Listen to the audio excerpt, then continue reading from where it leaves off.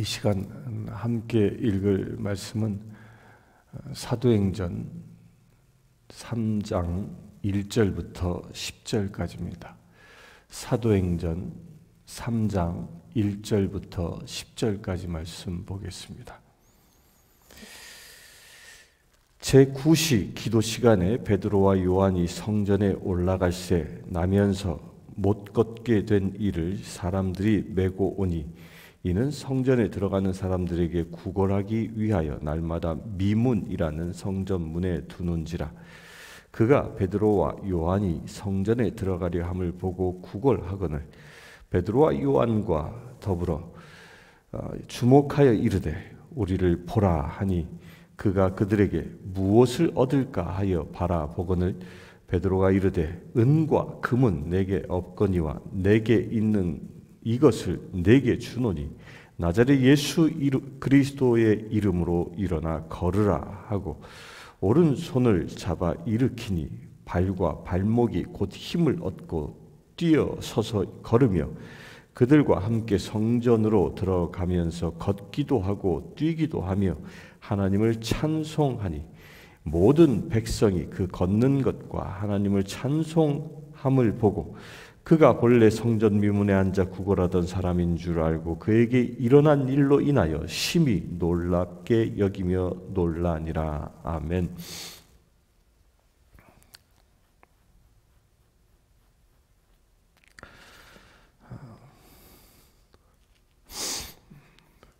오늘 읽은 말씀 3장 1절은 이제 초대교회가 시작되어지고 기록되어진 그 성령의 놀라운 기적의 역사를 기록하고 있습니다. 첫 번째 기적인 건데요. 이 첫 번째 기적이 그 어떤 현장, 어떤 타이밍에서 일어났다고 얘기하냐면 3장 1절에 보면 제9시 기도 시간에라고 되어져 있습니다. 제9시 기도 시간, 이 제9시는 지금 현대의 시간으로 얘기하면 오후 3시 정도 되는 시간입니다. 이스라엘 사람들은 하루에 3번 성전에 가서 기도했습니다. 아침에 이른 새벽에 가서 기도하고 그리고 오후 점심 나절쯤 그러니까 9시경쯤 가서 기도하고요.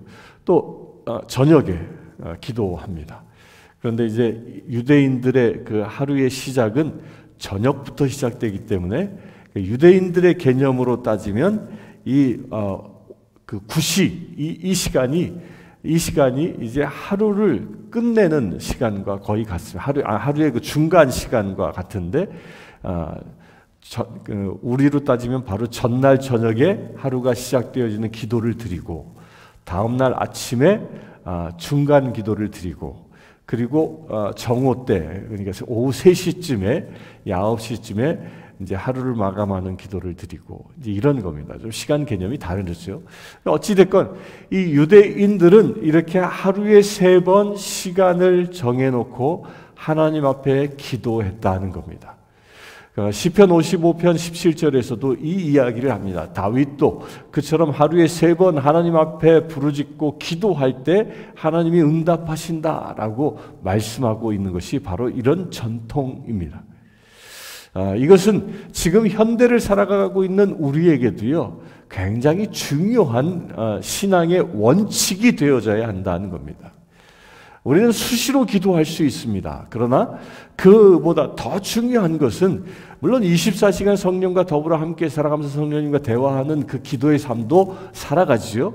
그러나 그보다 더 우선시해야 할 것은 때를 정해놓고 기도하는 습관을 들이는 것이 대단히 중요합니다. 이 새벽 기도를 통하여 그런 기도의 습관들이 여러분들에게 새롭게 생기길 바랍니다. 때를 정해놓고 하나님께 기도하는 것. 이 때를 정해놓고 하나님께 기도하는 것은요, 주로 이제 어떤 기도를 드리냐면, 이 하나님이 나에게 원하시는 바를 놓고, 곧 세상과 교회를 놓고, 이 중보 기도하는 것에 열심을 두고 합니다. 이게 때를 정해놓고 기도하는 겁니다.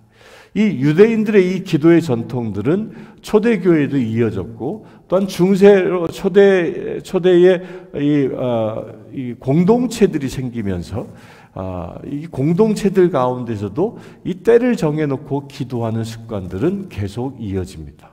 그것이 중세에 넘어오게 되면 수도원의 전통으로 인하여 전통에서도 때를 정해놓고 기도하는 시간들을 갖게 됩니다. 오늘 이 시간 예배 드리는 분들도 시간을 정해놓고 기도하길 바랍니다.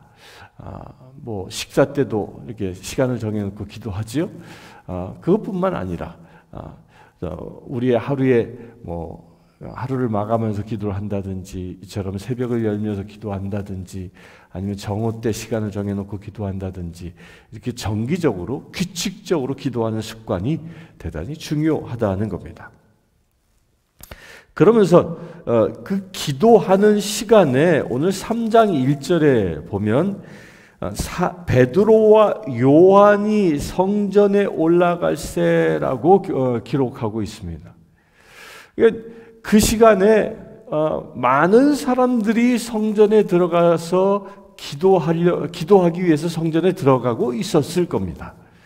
그런데 특별히 오늘 성경에는 베드로와 요한이라고 그 두 사람의 이름만 탁 부각을 시키고 있습니다.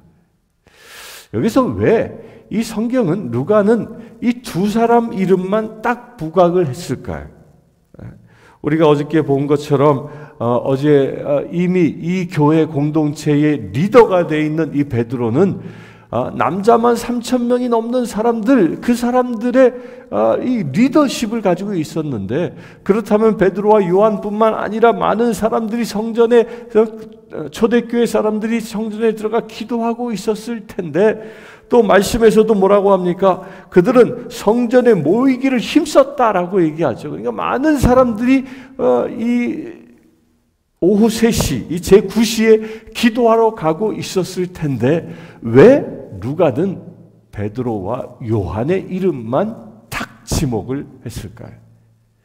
여기에는 이 히브리인들이 가지고 있는 숫자의 개념 때문에 그렇습니다.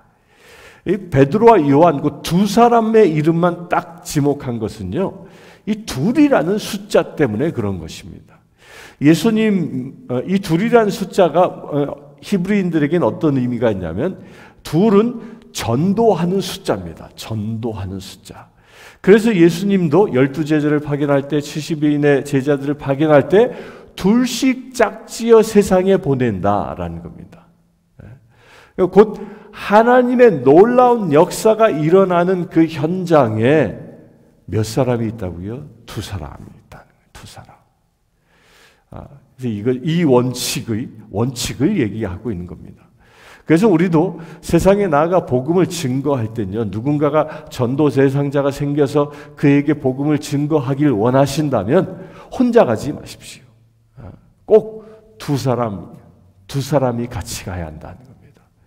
이 두 사람이 같이 가는데, 왜 두 사람이 같이 가서 복음을 증거해야 하냐면요, 한 사람의 입술은 말씀을 그에게 하나님이 부어주시는 겁니다. 그래서 그 둘 중에 한 사람은 복음을 증거하는 자가 되어진 거고, 나머지 한 사람은 그 복음을 증거하는 자를 위하여 가장 가까이에서 중보하는 겁니다. 중보하는 것. 그래서 오늘 말씀에서도 6절에 보면 이 안진뱅이에게 베드로와 요한이 동시에 얘기하는 게 아니라 베드로가 이야기합니다.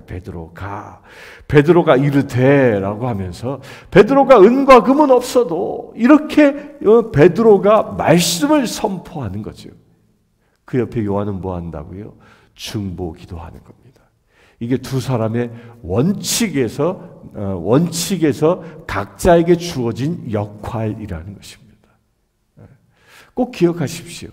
누군가에게 복음을 전한다, 또 누군가를 위하여 기도한다, 치유기도 한다, 사역을 한다 할 때는 혼자 하는 게 아니라 둘이 하는 것이다. 둘이. 그렇게 되길 바랍니다. 그렇게 전도에 힘쓸 수 있게 되길 바랍니다.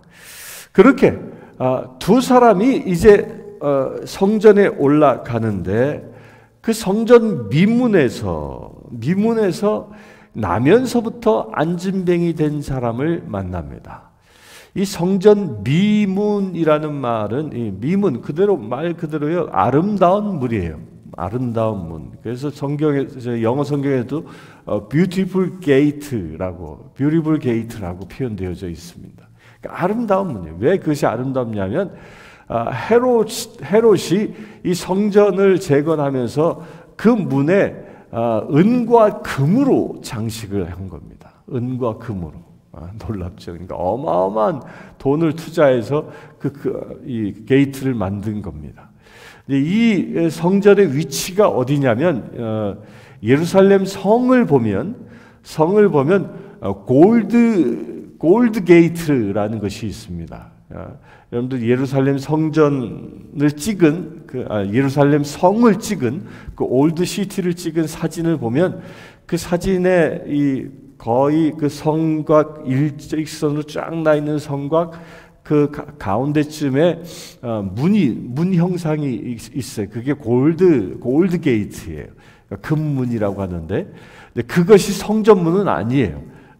그것은 성전문은 아닌데 그 골드 게이트를 통하여 예루살렘 성 안으로 들어가면 그러면 그 골드 게이트와 바로 마주 보여져서 지어져 있는 게 성전이에요. 예루살렘 성전.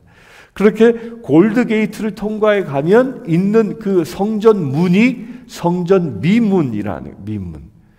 따라서 그 미문은 사람들이 가장 많은 통로가 이용하는 통로인 겁니다. 그 자리에 눈이 띄는 그 자리에 이 안진뱅이가 앉아 있습니다. 그러면서 베드로와 요한이 그를 보게 된다는 겁니다. 저는 이 말씀을 이렇게 묵상하면서 이 안진뱅이가 언제부터 이 성전 미문에 앉아서 구걸을 했을까? 그건 정확한 때는 알지 못합니다. 그런데 보면 사람들이 날마다 이 안진뱅이를 메고 와서 거기 출근시킨 거예요. 그러면서 이런 생각이 퍼뜩 들었습니다. 이 베드로가 지금 이 안진뱅이를 본 시점은 예수님이 승천하신 지 얼마 안 된 시점이거든요. 그러면 예수님이 성전에 들어가실 때에 이 안진뱅이는 없었을까?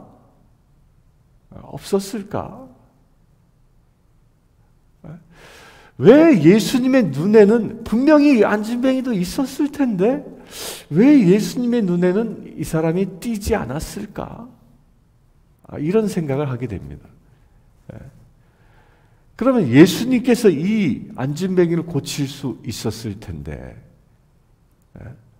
왜 베드로와 요한의 눈에 띄게 해서 베드로와 요한을 통하여 치유할 수 있도록 하셨을까? 여기에는 중요한 답이 한 가지 있습니다.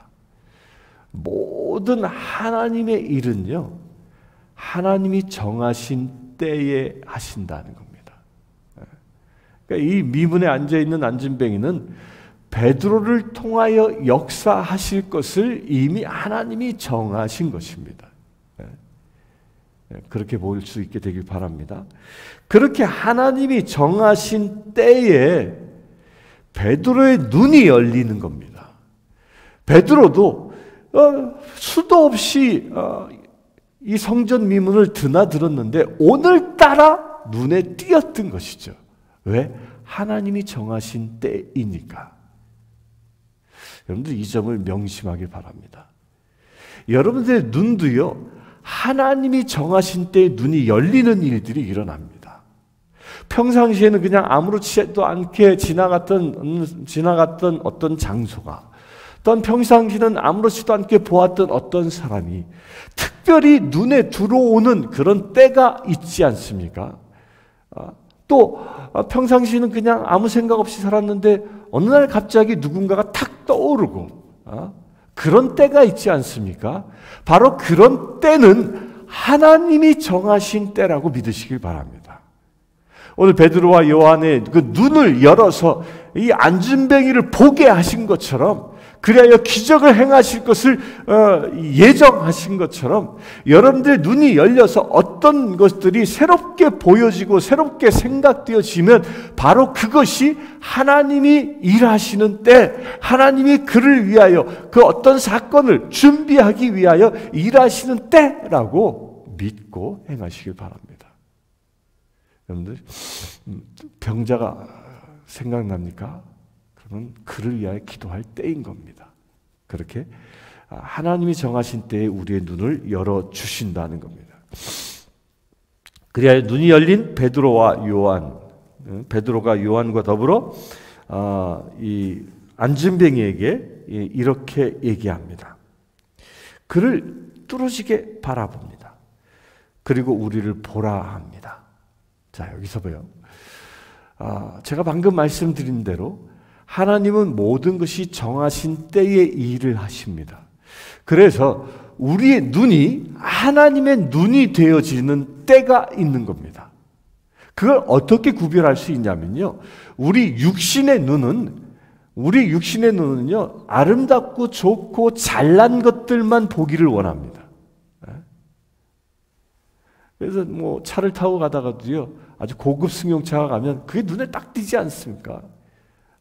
아름다운 옷을 입은 사람이 보면 뭐 그게 눈에 딱 띄는 거죠. 또 건물을 봐도 아름답게 지은 건물이 있어서 눈에 딱 띄는 거예요. 우리의 눈에는 그렇게 아름답고 좋고 또 건강하고 튼튼하고 뭐 이런 것들을 이 시선이 가게끔 되어져 있습니다. 그게 육신의 눈이에요. 그러나 성령님이 우리의 눈을 열어주시면 아름답고 건강하고 좋은 것들을 보게 하는 것이 아니라 병들고 아픈 그런 기도의 제목들을 보게 하신다는 겁니다. 육신의 눈으로는 눈과는 달리, 그리하여 이 성령의 시선으로 영혼이 병든 자, 성령의 시선으로 도움이 필요한 자, 이런 사람들을 보게 만드신다는, 이게 눈이 열리는 것입니다. 예전에는 보기 싫어했던 것들이 보여지게 되는 겁니다. 여러분들도 그와 같은 눈이 열리게 되길 바랍니다.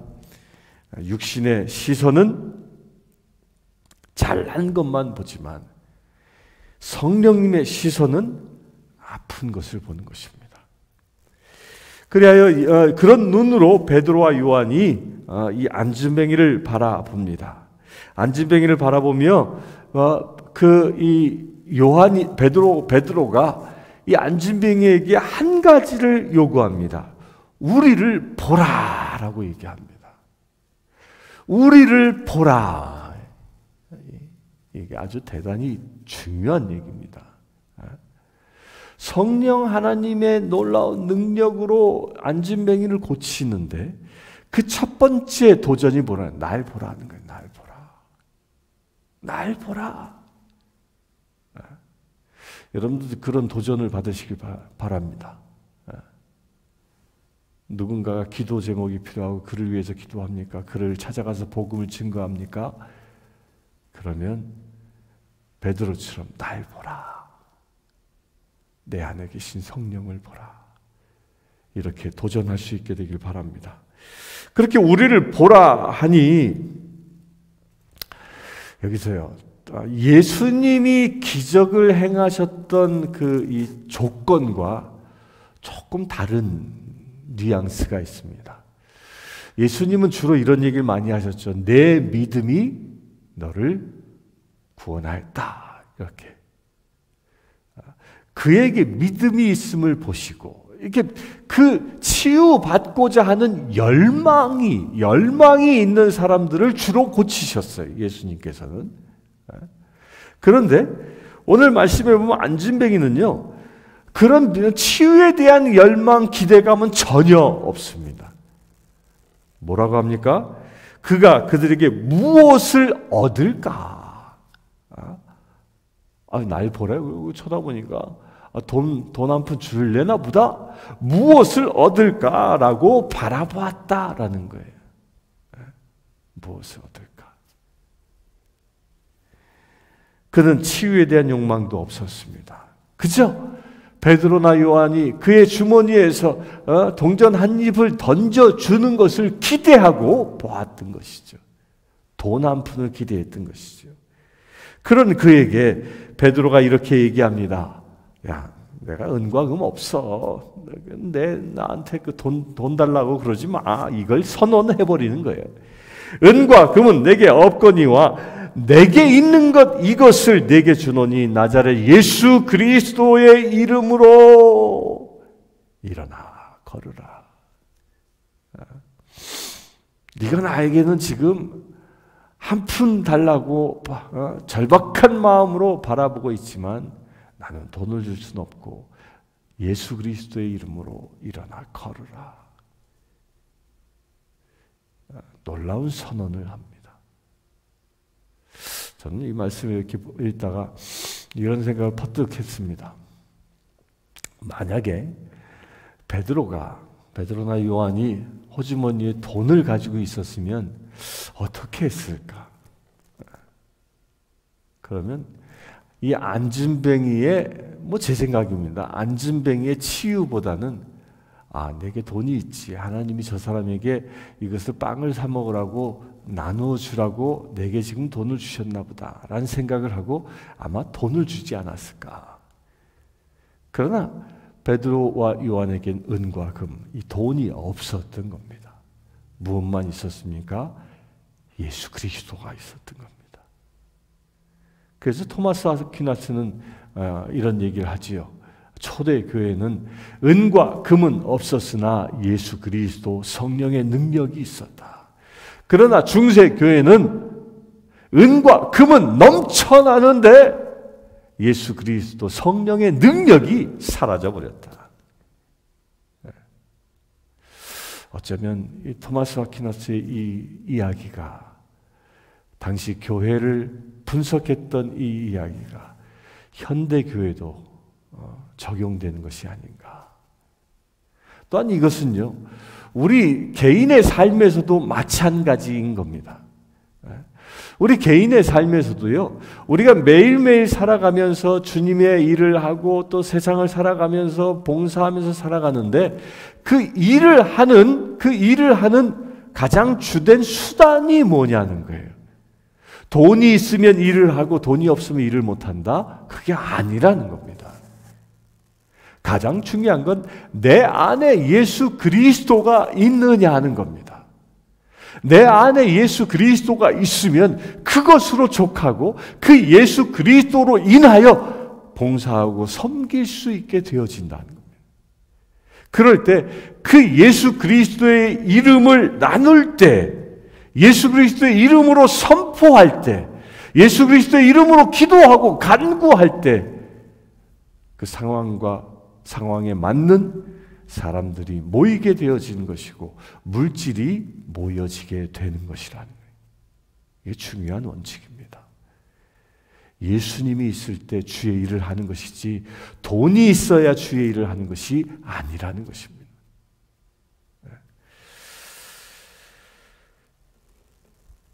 그렇게 예수님이 베드로가 예수의 이름으로 일어나 걸으라라고 명령합니다. 그렇게 명령하면서 7절에 보면 오른손을 잡아 일으키니 발과 발목이 곧 힘을 얻고 뛰어 서서 걸으며 라고 되어져 있습니다. 자, 여러분도 한번 생각해 보세요. 이 안진뱅이는요, 나면서부터 이 다리가 불구로 태어난 사람이에요. 그러니까 이 사람이 지금 몇 살인지 모르지만 한 번도 걸어본 적이 없는 사람입니다. 그런 사람이 어떻게 그냥 바로 일어서고 뛰고 걷고 뛰고 이게 가능하냐는 거예요. 어린 아이들이 이제 돌전으로 걷기 시작할 때 보면 어떡합니까? 그것 잡고 일어나고 또 서고 서서 서는 훈련 며칠 하고요. 그리고 또 한 발짝 걷는 것 그것도 며칠 하잖아요. 저도 우리 아이들이 첫 걸음마 뛰었을 때 그 기억이 납니다. 좋아서 막 난리치죠. 왜? 그렇게 많은 시간의 훈련이 필요해야, 훈련이 있어야 걸을 수 있기 때문에. 그런데 오늘 말씀에 보면 한 번도 걸어보지 못한 사람이 걷고 뛰는 역사가 일어난다는 거예요. 이게 뭐냐면요, 이것을 보고 기적이라는 거예요. 성령의 은사 가운데에 기적의 은사가 있고요, 치유의 은사가 있습니다. 근데 이게 다른 거예요. 치유는 뭐냐면, 우리가 기도하면 병이 만약에 감기가 걸렸는데 감기 걸린 사람을 위해서 기도한다 그러면 그냥 가만 놔두면 그 감기가 한 2주 정도 지나면 한 2주 정도 걸리는 그 회복 기간이 필요해요. 그런데 그 감기의 치유를 위하여 기도하면, 치유의 은사가 그에게 임하면요, 2주 걸릴 게 일주일 만에 끝나고 3일 만에 끝나고 그 치료의 기간이 단축되어지는 겁니다. 이게 치유의 역사예요. 그러나 한순간에 일어나는 것, 안진뱅이가 불떡 일어난 것처럼, 중풍병자가 바로 펴지는 것처럼 이렇게 한순간에 일어나는 걸 보고 기적이라는 거예요. 오늘 초대교회에 성령 하나님께서 행하신 첫 번째 사역이 바로 이 기적이었던 겁니다. 기적. 이런 표적이었던 겁니다. 여러분들에게도 이런 일들이 일어나길 바랍니다. 이렇게 기적을 경험하여 이 치유되어진, 완전히 회복되어진 이 안진뱅이가 제일 첫 번째로 한 일이 무엇이냐면 하나님을 찬송했다라는 거예요. 하나님을 곧 이 찬송했다라는 것은 예배했다라는 말입니다. 하나님을 예배하는 자로 회복되어졌다. 자, 이 이야기는요, 이제 영적인 눈으로 보면 이렇습니다. 이것은 우리와 무슨 관계가 있냐면, 우리 안에도요, 영적으로 안진뱅이와 같은 영역이 있다는 겁니다. 그렇지 않습니까? 안진뱅이처럼 걷고 뛰며 찬양하지 못하게 하는 그 어떤 영역들이 내 안에 있다는 겁니다. 그런 영역들이 있다면 이 시간 나사렛 예수 그리스도의 이름으로 명령하니 일어나 걸으시길 축원합니다. 온전히 자유하지 못하게 하는 그 내 안에 어떤 영역들, 그런 것들을 주님께서는 회복시키기를 원하신다는 겁니다. 여러분들 믿음 가운데 그런 것이 있습니까? 어떤 핸디캡이 있습니까? 영적으로 연약한 부분들이 있습니까? 상황과 조건만 되어지면 그 유혹에 쉽게 빠져버리는 그런 어떤 연약한 점들이 있습니까? 그런 것들이 있다면 예수 그리스도 이름으로 명하노니 모두 회복되시길 축원합니다. 어떻게? 안진뱅이처럼 회복되어져야 한다. 따라서 내가 온전히 회복된 자라는 증거는 어떻게 나타나야 하냐면, 내 삶의 모든 영역들이 이 안진뱅이처럼 주님을 찬양하고 있다면 그것은 성령 하나님이 나를 회복시키신 겁니다.